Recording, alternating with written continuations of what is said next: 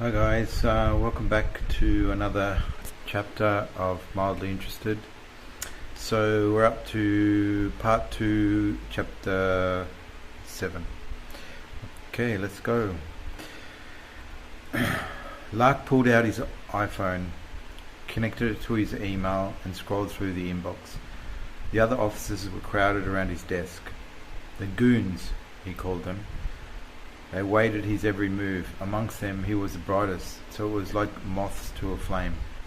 Although he was the youngest, he was also the most charismatic, as it helped that technology was his forte. And it helped it. The Sotheby's case had set the benchmark for the new generation of cops. Lark knew it, and as far as he was concerned, he was the shit.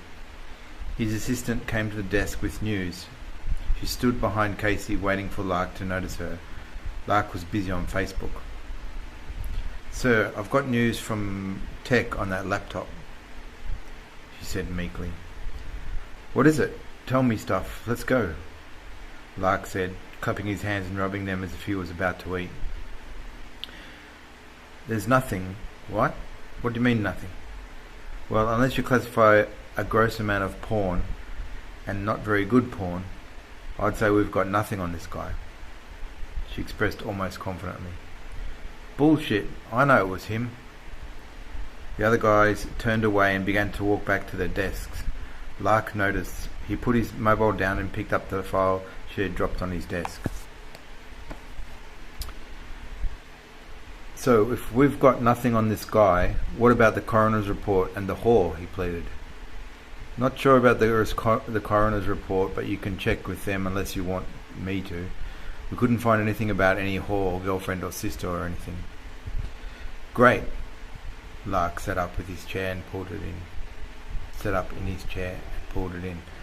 He'd have to do some work now. Fuck, he thought. Just what the Sarge would love to know. He picked up the phone and dialed the coroner's office and asked about the blue body case. The guy on the other end of the line put him on hold while he got the file. "Seems as though it was his time, Officer Lark. If you ask me, it was a miracle that he lived as long as he did," he replied after realizing which file it was. "What do you mean? Natural causes?" "Yep. He should have been dead a long time ago." He filled Lark in on all the details, but Lark had already tuned out after he realized it wasn't a homicide. He slammed the phone down and left the office. Sarge had already discovered what Lark had just found out. He watched through the blinds of his office, smiling as he left. Recruit Salute had been awful quiet since Pierce and Jada had left. Jada's job was being done quite poorly by a temp, and Pierce's desk remained empty. The computer and files had been returned by the police department, but sat in a pile in one corner. Dust was now accumulating in the areas where his computer once stood.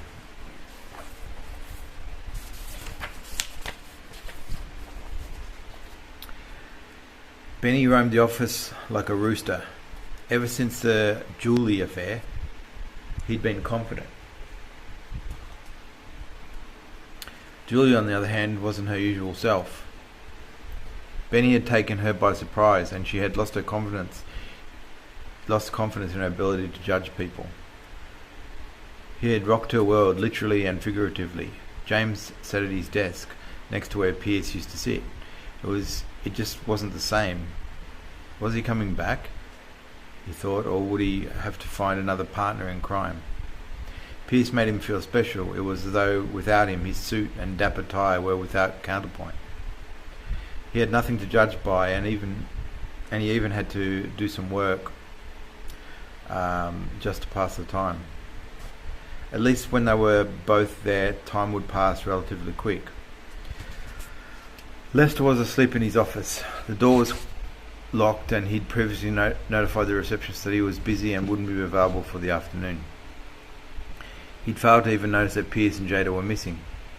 As long as he had his games and he won some money now and again, he didn't really care that much. Things had a way of finding their own level, he thought.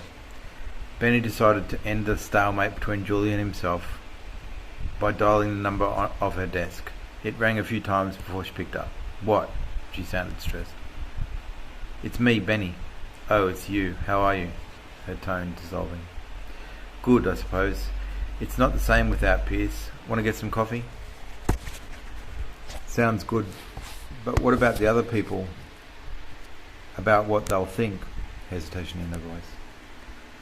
I don't care, you? Not really. They met at the elevator, waited for the door to close, and kissed dramatically as though they were eating for the first time in days. As the elevator hit the ground, they tidied themselves up and left the building and walked a block to get some coffee. When they returned with lattes in hand, they sat at Trey's tree on the side that wasn't facing the window of Recruit Salute. Do you like this job? He asked Julie. No, not at all. You? Definitely not. I just stay here for want of something better, you know. I realised that without Pierce here, I'm sure I can't stay long. He took a sip of coffee, leaning against the tree. Yeah, I know what you mean. I don't have many friends here, actually. In fact, I think most people hate me. No, they don't hate you. They just don't understand you. Even I was scared of you before. Maybe we should do something for ourselves instead of lining the pockets of Lester Calfoot. They talked for another 10 minutes before returning to the office, armed with their new friendship, caffeine confidence, and some new ideas about what they would do if Pierce returned or didn't.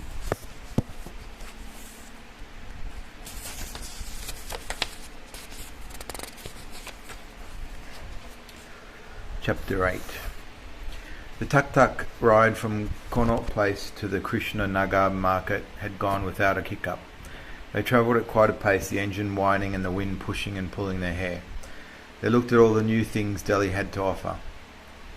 At most of the major intersections, if the lights were red and they happened to stop, it seemed to be voluntary, they'd line up with trucks, cars, taxis and bikes and be approached by small children.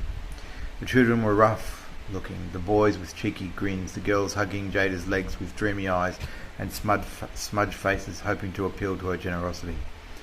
Pierce told her not to give in. This is their job. They work for others.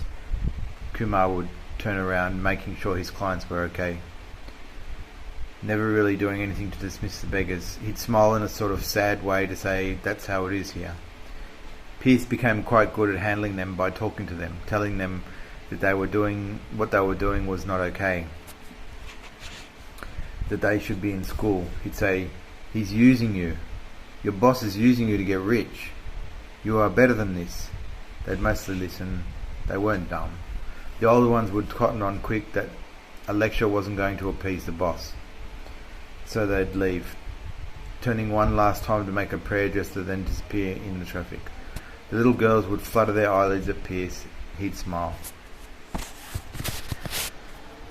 Trey was visibly upset by it at first, wanting to help, but Pierce explained how it worked. It's a scam, he'd say. What if it's not? Pierce answered. It is, and if you doubt it, then they've got you by the balls. Trey put his head down, pouting. Jada rubbed his back. There is something we can do, Trey, she said. Trey understood, but he didn't necessarily agree. There is nothing we can do, Trey. The tuk-tuk turned down another dusty street. All the streets looked the same, Trey thought, but this one was different. Kumar left the engine on and dashed across the road to talk to a seemingly random man. Pierce watched on with curiosity. Perhaps he's asking directions, he thought. Kumar returned to the helm, already halfway through a cigarette, chucking it to the ground before getting in. As much as he loved to smoke, he tried never to while driving. It might have been out of respect for non-smokers, but you could see it wasn't an easy thing to do, especially when he'd drive for hours, sometimes without one.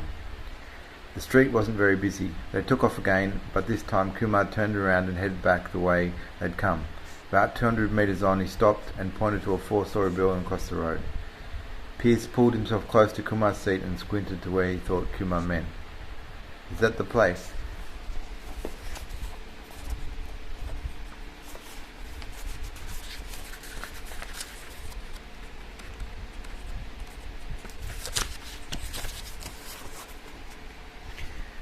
Yes, Pierce, that is place, Kumar replied enthusiastically. How can we contact you? I will wait. But it's getting hot. Would you like something? Some water, something to drink, or food? Pierce asked. No, okay. He rolled his head to and fro. I'm going to get all of us some water at least. Pierce turned to Jada and Trey and asked them to wait for him. I saw a shop just down there. Pierce crossed the road and walked towards what he thought was a shop of some kind that he could buy some drinks. It looked like a cross between a pharmacy and a newsagent's. Piled on one side were large bottles of water, still covered in plastic and stacked on crates. He took 3 bottles out and put them on the counter.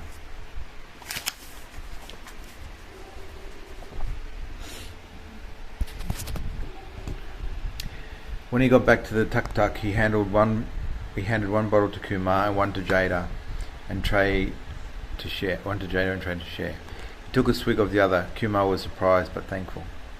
We will try. Oh, excuse me.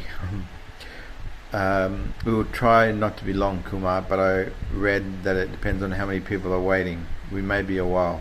I wait. Thank you, Kumar. Let's go, guys. They entered the foyer. The temperature was much cooler than it was outside. A sign in English and Hindi told them to go upstairs. When they reached the second floor, they found a door on the far side of the stairs.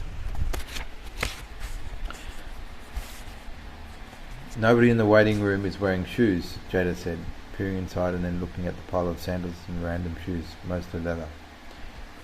I think we should take our shoes off. Look, she pointed. Trey took his off and put them to one side. Jada did the same, hesitating. Pierce followed, then grabbed the 3 pairs and put them together apart from the others. Think they'll be okay? Yes, I think so, Jada responded. Trey sat down at the far end of the first row as they entered. Jada sat next to him while Pierce went to the desk at the front and spoke to the guy who looked busy, doing nothing. He had a large book open in front of him. As Pierce approached him, he smiled meekly and greeted Pierce with a warm hello, followed by prayer hands. Hi, I would like to find my nadi leaf.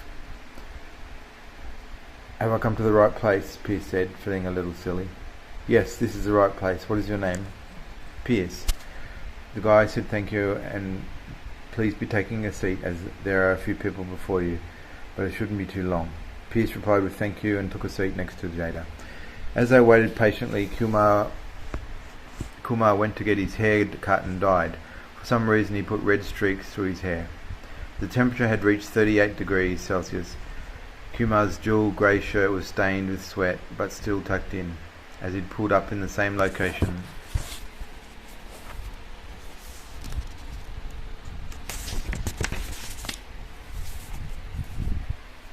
as he had dropped them off. He turned the ignition off and sat in the back seat and waited for them. Jada and Pierce talked about the trip to Sikandapur, where they would meet Pranda.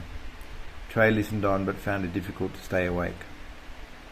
So we'll go tomorrow then, Pierce asked.